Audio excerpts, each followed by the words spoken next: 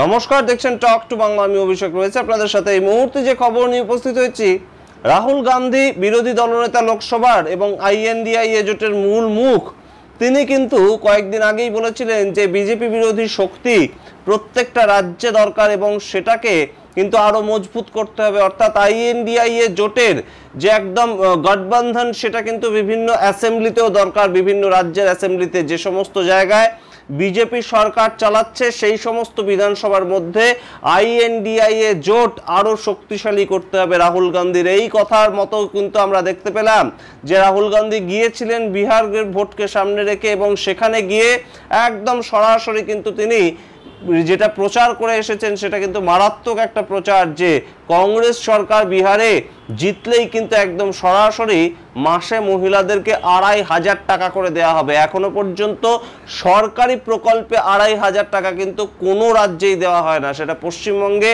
লক্ষ্মীর ভান্ডার হতে পারে কিংবা মধ্যপ্রদেশে লাডলি বেহেনা হতে পারে, কোনো প্রকল্পে মহিলাদেরকে সাহায্য করার জন্য কিন্তু ২৫০০ টাকার অঙ্ক সাহায্য করা হয় না। এবং সেই জায়গা থেকে এবার যেটা দেখলাম, INDIA জোটের পক্ষ থেকে কিন্তু একদম RJD নেতা তেজস্বী যাদব, যিনি বর্তমানে বিহারে বিধানসভার মধ্যে কিন্তু একদম বিরোধী দলনেতা, তিনি INDIA জোটের কংগ্রেস এবং CPIM CPI সবাইকে নিয়ে কিন্তু একটা বৈঠক সারলেন এবং সেই বৈঠকের ছবি যখনই উঠে এসেছে তখনই কিন্তু একদম তেজস্বী যাদব বেরিয়ে এসে বলছেন যে এবারে একদম নীতিশ কুমারের মুখোশ খুলে দেবে ইন্ডিয়া গঠবন্ধন।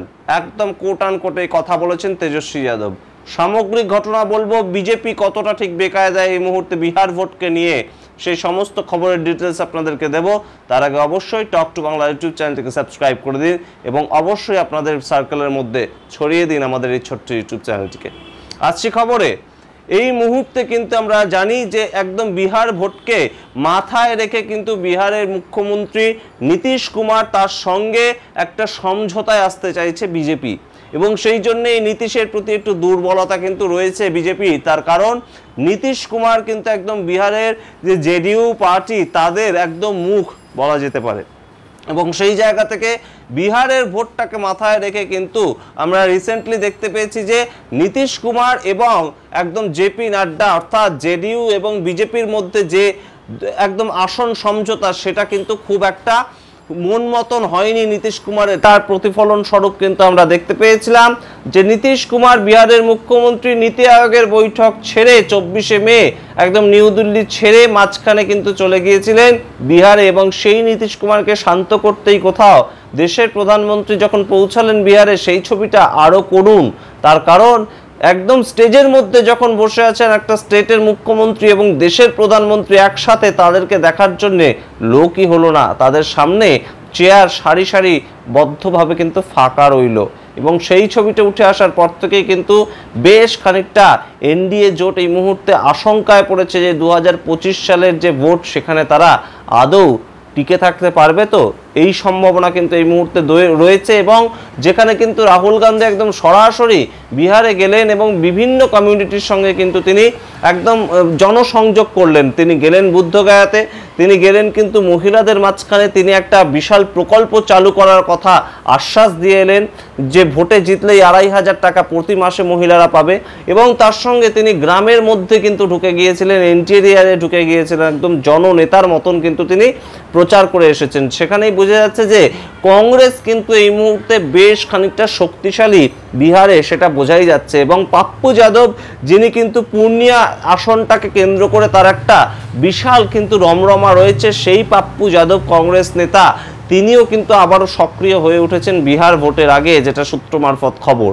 এবং তার সঙ্গে আপনাদেরকে মনে করিয়ে দিই যে এই মুহূর্তে এই একদম যে সামগ্রিক 243টা আসন বিহারে রয়েছে বিধানসভা আসন, সেখানে কিন্তু কোথাও গিয়ে 122টা আসনের যে ভাগিদার হবে, যে দল ভাগিদার হবে, তারাই কিন্তু একদম সংখ্যাগরিষ্ঠতার দরুন ম্যাজিক ফিগারটাকে তৈরি করে তারা কিন্তু বিধানসভা একদম শাসক দল হিসেবে থাকবেন এবং সেই জায়গাটাতেই কিন্তু এই মুহূর্তে কারা পৌঁছে যাবে সেটা নিয়েই কিন্তু যখন চর্চা তখন আপনাদেরকে বলি আইএনডিআইএ জোটের একটা বৈঠক হয়ে গিয়েছে, কিন্তু সেই বৈঠকও যে একদম সম্পূর্ণ সরলীকরণ ভোটের একদম সমঝোতা হয়েছে, কোন সিট কারা পাবে, কটা সিট কারা দেবে, সেটা যে খুব সরলভাবে বৈঠকটা হয়েছে তেমন নয়। কিন্তু এই মুহূর্তে কিন্তু আমরা দেখতে পেয়েছি যে তেজস্বী যাদব আরজেডি দল, লালু প্রসাদ যাদবের দল, তারা কিন্তু কংগ্রেসকে আবারও যে 70টা আসনে লড়াই করতে দেবে সেটা কিন্তু তারা চাইছে না। তারা 50টার বেশি আসন ছাড়তেই চাইছে না। তার কারণ কংগ্রেসের স্ট্রাইক রেট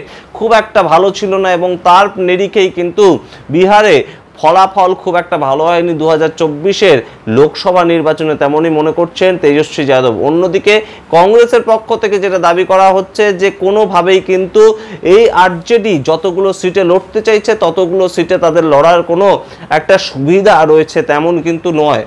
এবং তার সঙ্গে বিহারের ভোটে কিন্তু রয়েছে সিপিআইএম। একদম পশ্চিমবঙ্গে খাতা না খুলতে পারলেও সিপিআইএম এর কিন্তু অবশ্যই বিহারে একদম সরাসরি 4 জন কিন্তু একদম এমএলএ রয়েছে সিপিআইএম এর, তার সঙ্গে সিপিআই রয়েছে, কিন্তু সেখানে কিন্তু সেই যে সিপিআই তাদেরও কিন্তু বেশ কিছু জন এমএলএ রয়েছে এবং সব মিলিয়ে কিন্তু 29টা সিটে তারা 2020 সালের ভোটে লড়াই করেছিল এবং তার মধ্যে 16টা সিট কিন্তু বামেরাও পেয়েছিল এবং 3 বাম দল মিলিয়ে কিন্তু লড়াইটা করেছিল। এবার তাদেরকে কটা সিট ছাড়ে দেওয়া হয় সেটাও কিন্তু এই মিটিংয়ে গতকাল একদম সরাসরি আলোচনা হয়েছে।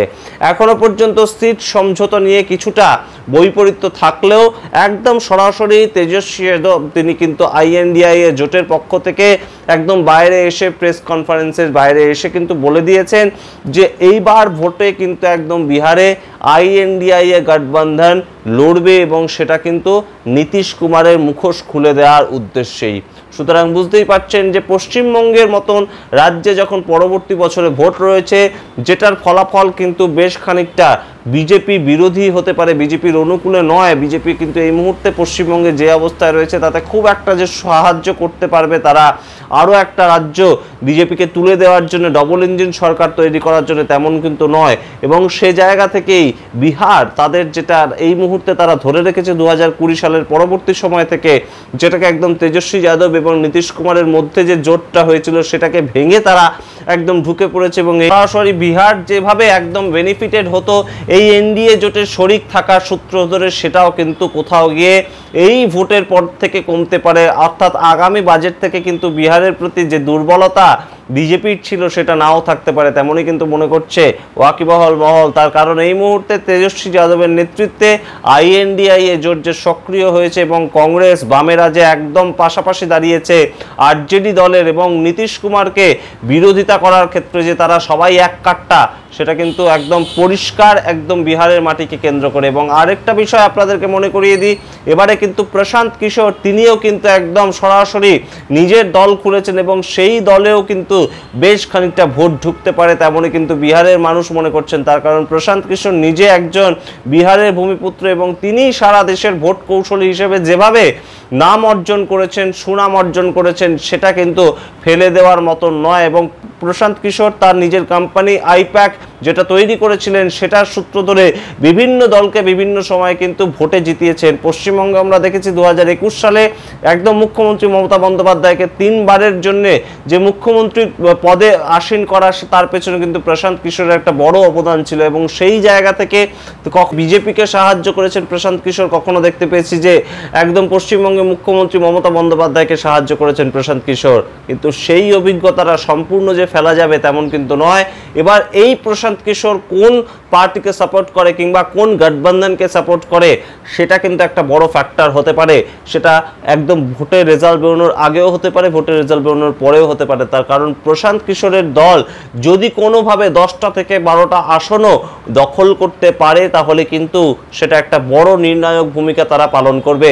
তারা যদি কোনোভাবে একদম সরাসরি এনডিএ জোটকে সাপোর্ট করে দেয় তাহলে কিন্তু বিজেপির হাতছাড়া হবে না কোনোভাবেই এই মুহূর্তে বিহার। এবং তারা যদি কোনোভাবে তেজস্বী যাদবকে সাপোর্ট করে দেয় তাহলে কিন্তু তেজস্বী যাদব এবং তার সঙ্গে আইএনডিআইএ জোটের সরকার তৈরি হবে তেমনই কিন্তু মনে করছে ওয়াকিবহাল মহল। এবং এই জায়গা থেকেই কিন্তু প্রশান্ত কিশোরের পার্টি যদি কিছু সিট পেতে পারে তাহলে কিন্তু একটা বড় নির্ণায়ক ভূমিকা তারাও পালন করতে পারে।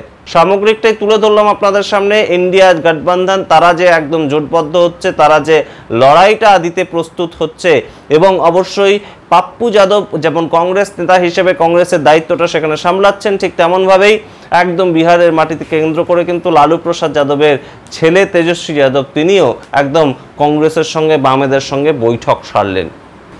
সমস্ত খবরের ডিটেলস আপনাদের সামনে আমরা তুলে ধরবো। আরও বিহারের ভোটকে কেন্দ্র করে এই মুহূর্তে কিন্তু দেশের রাজনীতি বেশ খানিকটা বদলাচ্ছে, এবং তাই কিন্তু মনে করছেন ওয়াকিবহাল মহল। এবং আইএনডিআইএ জোট বিভিন্ন যে ক্ষেত্রগুলো সেখানে কিন্তু তাদের ক্ষমতা বৃদ্ধি করতে এই মুহূর্তে চাইছে। আপনারা কি মনে করেন অবশ্যই কমেন্ট বক্সে কমেন্ট করে জানান। দেখতে ভুলবেন না টক টু বাংলা। প্রত্যেকটি ভিডিও লাইক কমেন্ট শেয়ার করুন এবং অবশ্যই টক টু বাংলা ইউটিউব চ্যানেলটিকে সাবস্ক্রাইব করে দিন। ধন্যবাদ।